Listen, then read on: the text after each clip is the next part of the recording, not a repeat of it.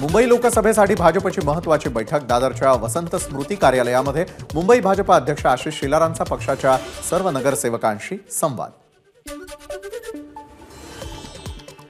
अजित पवारांच्या राष्ट्रवादीला 4हून अधिक जागा देण्यास भाजपचा नकार। बारामती रायगड राष्ट्रवादीला सोडणार। उर्वरित 2 जागांवर 2 दिवसांनंतर बैठक।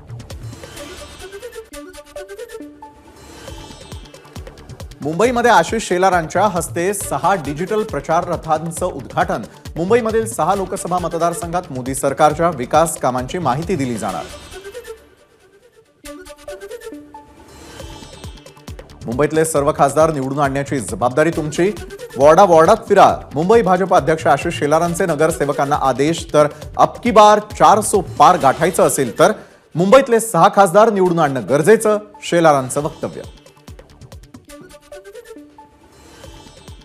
14 ते 16 मार्च दरम्यान आचारसंहिता लागणार। आता आचारसंहिता लागायला 4 ते 5 दिवस राहिले असून त्यानंतर खऱ्या अर्थानं पुढची दिशा ठरेल। जालना इथे विकास कामांच्या उद्घाटनाप्रसंगी रावसाहेब दानवेंचं वक्तव्य।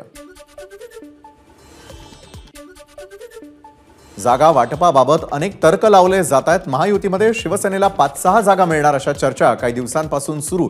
मात्र येत्या 2 दिवसात या चर्चांना पूर्णविराम लागणार। दिल्लीमधील बैठकीत सकारात्मक चर्चा झाली, संजय शिरसाटांची माहिती।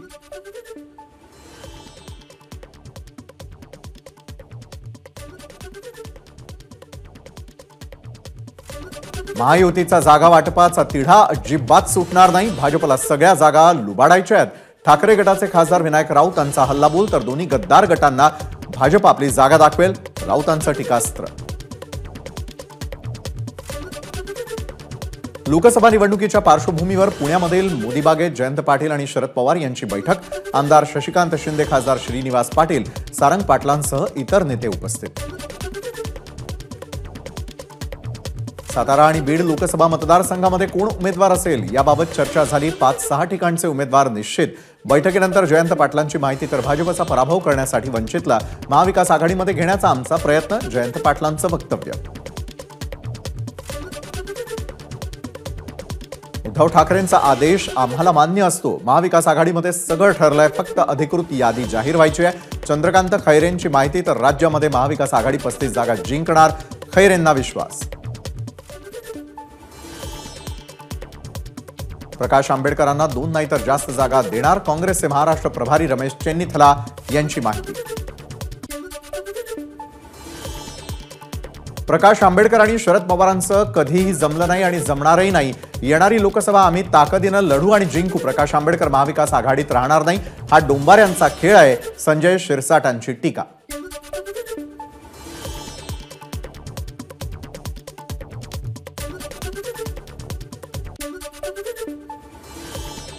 माजी मंत्री अनंतराव थोपटेंनी घेतली शरद पवारांची भेट। बारामतीतलं आव्हान लक्षात घेता पवारांनी अनंतराव थोपटेंशी असलेला जुना संघर्ष संपवला।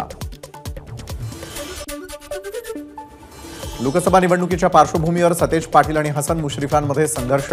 शाहू महाराजांबद्दल आदर असेल तर निवडणूक बिनविरोध करा, सतेज पाटलांचं वक्तव्य। तर इतका बालिशपणा कुठून येतो, मुश्रीफांचं सतेज पाटलांना प्रत्युत्तर। कोल्हापुरात शाहू महाराजांविरोधामध्ये महायुतीकडून समरजित घाटगेंना उमेदवारी मिळण्याची शक्यता। घाटगेंना उमेदवारी दिल्यास दोन्ही राजघराण्यामध्ये कांटेकी टक्कर होणार। महायुती जो उमेदवार देईल त्याचा प्रचार करणार, समरजित घाटगेंच्या संभाव्य उमेदवारीवर मुश्रीफांचं वक्तव्य। मात्र सध्या आमच्या डोळ्यासमोर संजय मंडलिक हेच उमेदवार, हसन मुश्रीफ यांचं वक्तव्य। शिवसेना नेते रामदास कदम आणि राष्ट्रवादीच्या सुनील तटकरेंचा एका गाडीतून प्रवास। रायगड लोकसभा मतदारसंघातून सुनील तटकरे युतीचे उमेदवार असतील, रामदास कदमांचं सूचक वक्तव्य। ओबीसी समाजाच्या एकत्रीकरणासाठी नवीन पक्ष स्थापन केलाय। लोकसभेसाठी एकूण 18 जागांवर उमेदवार जाहीर करण्याची आपली तयारी असल्याची ओबीसी नेते प्रकाश शेंडगेंची माहिती। राज्यामधील 25 लोकसभा मतदारसंघांमध्ये सामाजिक आणि विचारवंतांच्या संघटना भाजप विरोधात प्रचार करणार। भाजप विरोधातील संघटनांच्या प्रतिनिधींनी घेतली उद्धव ठाकरेंची मातोश्रीवर भेट। सत्ता हे ध्येय नाही, लोकांची सेवा करणं मुंडे साहेबांनी शिकवलं। आपल्याला कुणी माजी केलं हे सांगता येत नाही, कारण आता सगळेच एकत्र आलेत, पण धाड पडली तेव्हा जनतेचं प्रेम दिसलं, पंकजा मुंडेंचं वक्तव्य। सरकार स्थापन करण्यासाठी शिंदे बाहेर पडले तेव्हा मी जात नव्हतो, मात्र त्यांचा फोन आल्यावरती गेलो. 40 आमदारांमध्ये आपला नंबर 33 आहे. मंत्री गुलाबराव पाटलांचं वक्तव्य. मात्र या निर्णयाचा अभिमान वाटतो, गुलाबराव पाटलांचं विधान.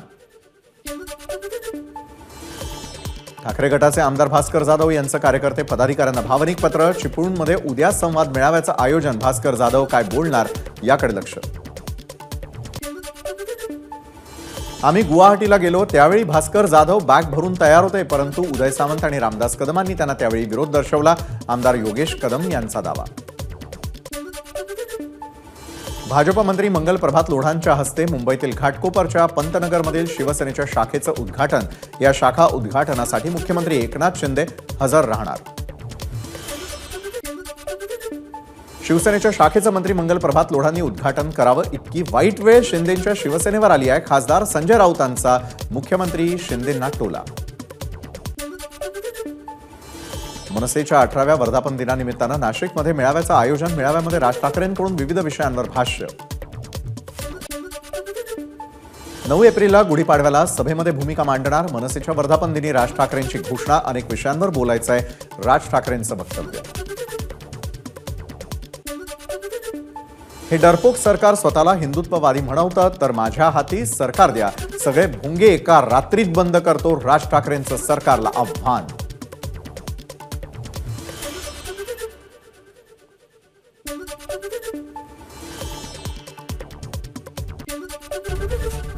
एबीपी माझा, उघडा डोळे बघा नीट.